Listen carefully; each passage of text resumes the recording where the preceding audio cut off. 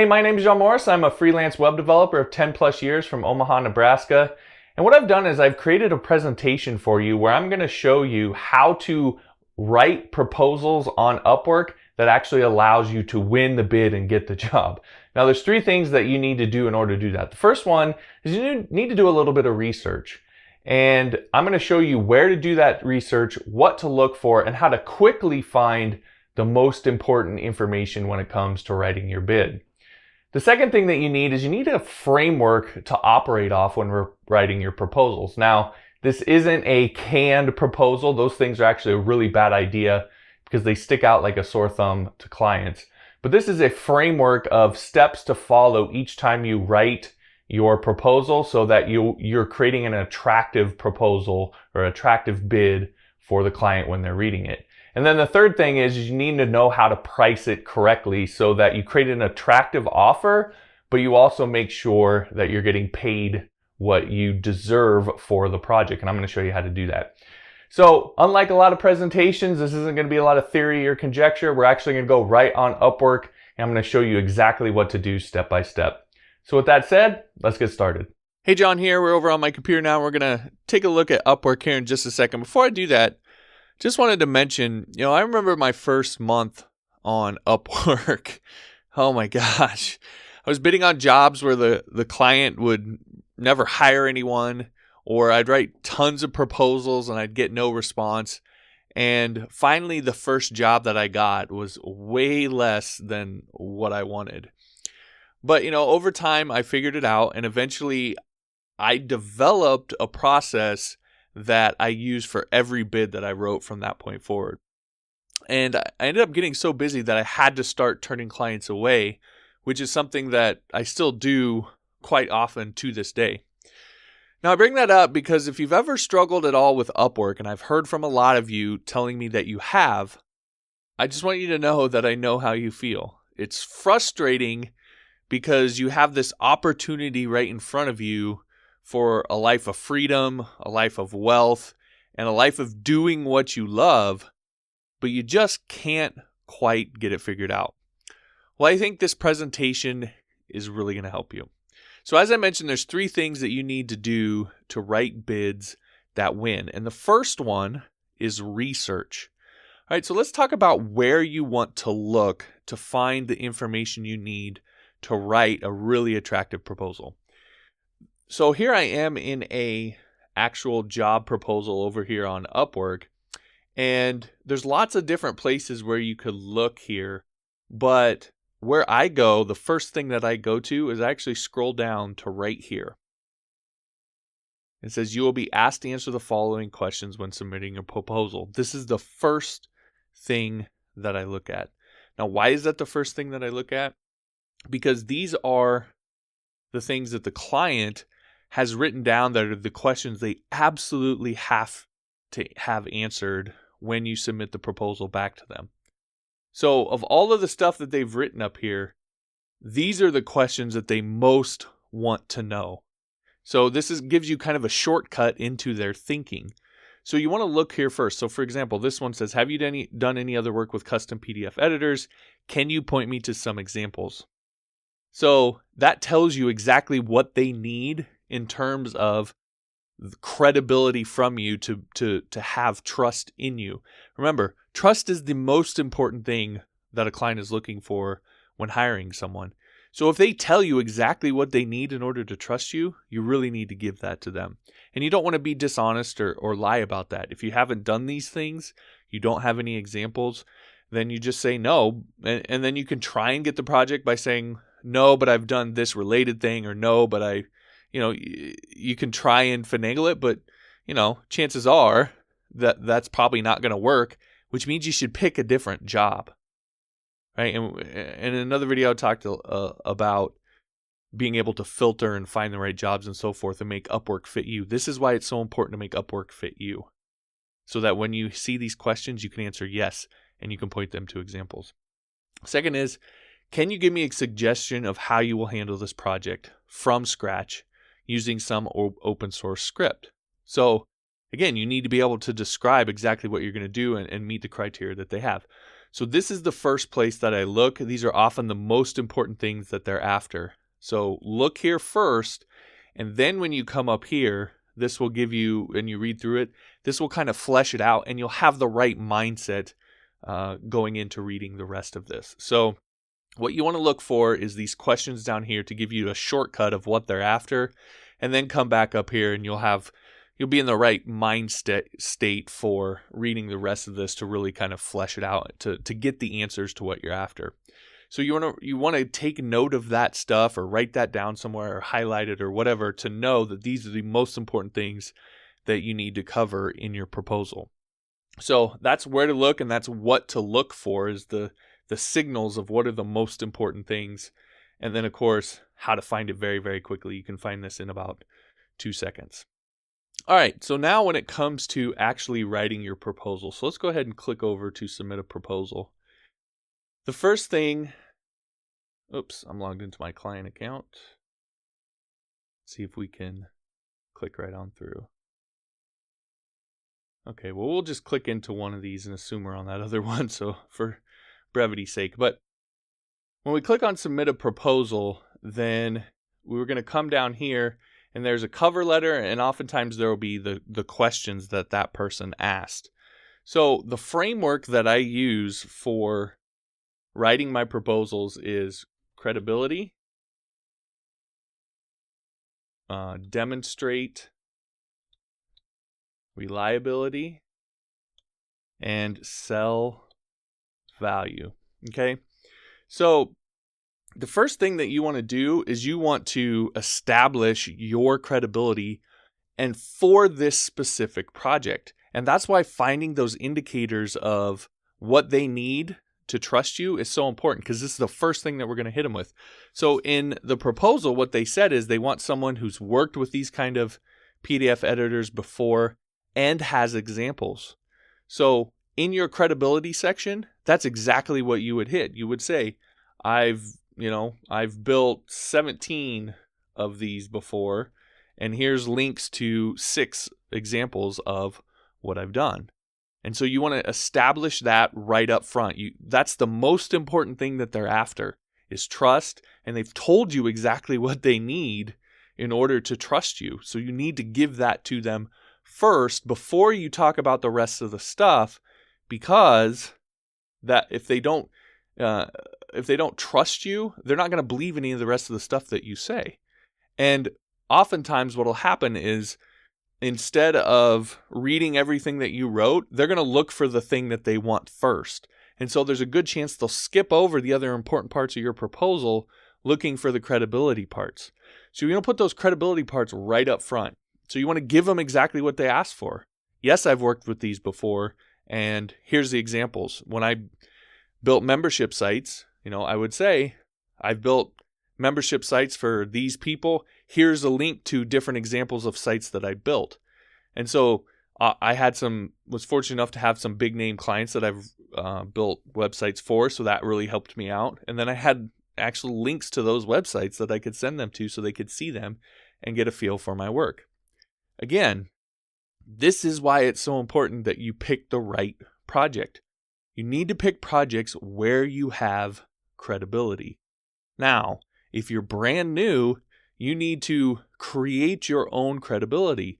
That's why I say if you know what niche you want to go after, then create a portfolio of different items based around that niche. So if you're going to build, Ajax forms for people and you don't have any clients yet, build a portfolio of 8 different Ajax forms that you just build just to put in your portfolio, so that you can come here and say, yes, I've worked with these a bunch.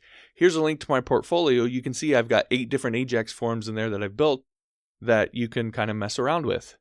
That's enough credibility. Now, it's better to have big name clients and actual projects and so forth, but having that is way better than having nothing. So pick a niche and then give yourself some form of credibility, and then use that credibility in your proposals here. The most important thing that you can do. The next step then is to demonstrate reliability. And I can tell you the easiest way for you to demonstrate reliability is demonstrating an attention to detail. And the way that you can do that in a job proposal is to show them that you read the proposal. It's the number one complaint that you'll find from clients on freelance sites is that they feel like people didn't read the proposal. That doesn't mean those people didn't read the proposal. It means those people didn't do a good job of demonstrating that they did. And if you can demonstrate that you read some of the fine details of their proposal, then that'll go even more towards demonstrating your reliability, that you're someone that pays attention to detail. And if you did it in the proposal process, they're likely to believe that you're going to do it in working on their actual project. So read the proposal, obviously, but then pull things out that are kind of minor details and mention those in this section. This is where you're going to talk about the project. You're going to, and one of the questions on there was, tell me how you're going to build this. Well, this is where you would tell them how you're going to build it, and you would mention fine details from what they put in the proposal to show them that you actually read it. Now, you don't want to say, I read the proposal. You just want to show them that you read it by pulling things out, details that you wouldn't know if you didn't read it. Okay, so demonstrate your reliability. And then finally, you want to sell on value. Now, I'm going to give you an exact line or start of a line that you want to use. So you want to start off this section with something like, I know you'll probably get a bunch of low ball bids. You want to say those words exactly because you want to attack this idea. You want to attack their tendency to maybe go for the lowest price. So you want to go right at it. You want to take it head on, because if you don't, then it can slip by. So you need to attack it directly. And now the thing here is, some people don't always feel 100% comfortable with this, but remember, this is actually true. Okay. So I know you'll probably get a bunch of lowball bids, and then what you want to do is instill fear. Okay. Now I know that probably sounds bad in today's day and age, but it's realistic fear. So let me give you an example. If I came, let's say I came around the corner of a house and I wanted to communicate to you that there was a lion on the other side of the house running around at us. And I told you, hey, there's a lion over there on the other side of the house and it's coming this way, right? I would be instilling fear in you. But if there's actually a lion coming around the side of the house, it's to your benefit. So you instilling that fear is actually going to help you out. Now, if there's not actually a lion around the house and I'm doing it to get you to, run the other way so that I can steal your car or something like that, then that is obviously wrong. So here we're going to instill fear, but we're going to instill legitimate fear, because this what we're about to talk about is absolutely true. And that is, hey, I know you're probably going to get a bunch of lowball bids, but do you really want to risk this project on somebody who won because they were the lowest bidder, not because they were the best developer? And you always, when I talk about sell on value, that's the juxtaposition you always need to have in your mind, is someone who's actually right for the job and can deliver it versus someone who was the lowest bidder. You need to always put that into the client's mind, and you need to position yourself as the person who is the person who's right for the job, not you're the lowest bidder. And you need to actually bring this up and kind of put it in their face. Otherwise, their natural tendency will be to go with the lowest bidder. And you want to make sure you bring it up and put it in their face. Now, it's not always going to work, but it'll work more often than you think. And you'll really get clients to think it through and analyze their hiring process a little bit different, and not just hire whoever's the lowest bidder, but hire the person that they think is going to be the one that can do the job best. That might not be you, but if you can get them to sell on value and you're niching right and you're doing the credibility part right and so forth, more often than not, that will be you, especially since you're the one that brought it up. All right, so credibility, demonstrate reliability, and then make sure to sell on value. All right, the last piece of this then is how to price this appropriately. So the first thing that we want to take a look at is we want to take a look at what the actual market is. So this was for an online PDF editor, and it was in relation to PHP, I believe. They wanted it built with PHP and CodeIgniter. All right, so what I do is actually, for me, I have a client account, and I come over here to the client side, and I'll actually look through. So I just did a search for PHP. You could get more in depth if you wanted to. You could actually do CodeIgniter.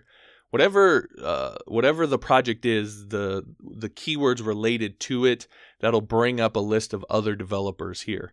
And then just see what they charge. So you see 40 an hour, 50 an hour, 50 an hour, 90 an hour, and so on down the line. And you can kind of get a sense of what people charge here. So, anywhere from 50 to 90. So you could maybe say it's 75, or maybe you want to go a little lower and say 70, whatever.